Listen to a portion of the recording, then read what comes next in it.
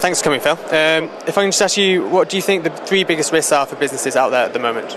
Three biggest risks. I think certainly the one that comes across our desk a lot is in the area of global compliance. Their primary D&O casualty property programs, making sure they're compliant around the world. Real issues for licenses, as it is for insurance companies as well. That's taking up a lot of their time. I think some of the new areas of coverage, I think cyber liability is becoming in vogue.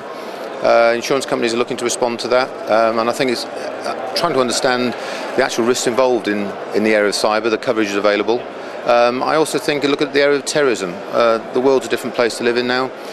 Terrorism, property policies, what covers what, and we're seeing a lot more activity in those areas as well. Yeah, that's great, thank you. And if I may just ask you what you think has been the biggest development in the industry in the last 12 months since Airmic 2011? I think if you look in 2011, you look at the cats around the world and how insurers have responded to protecting clients' balance sheets. They buy their insurance. At the end of the day, we have a product. Our product is our claims service offering. On our stand today, in fact, we are selling our claims capabilities. That's what clients buy off us. And the cats around the world last year, the Thailand floods were real issues for our clients. And it's the way those clients and the insurers respond differentiates you in today's market. Okay, thank you. And how have you responded then? From an ACE perspective, we have dedicated claims relationship people, so it's the what happens if.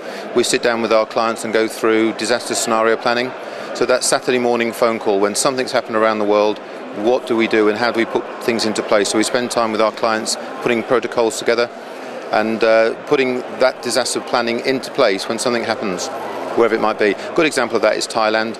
A very big retailer of ours, has several properties out there, and their businesses were out of action for many weeks and months, and it's how we help them get those businesses back as soon as possible to the state they were in before the incident took place. Okay, that's great, thank you. And then so if I just ask you what's the biggest risk, the biggest personal risk that you've taken recently? It doesn't have to be recent or ever for that matter. Biggest personal risk? Well, recently I suppose going to the FA Cup final and seeing my team getting beaten, that was a disappointing thing. But I suppose the biggest personal risk is we bought a house in France recently, and with everything that's going on around the world, the Eurozone crisis, it's a big asset for us.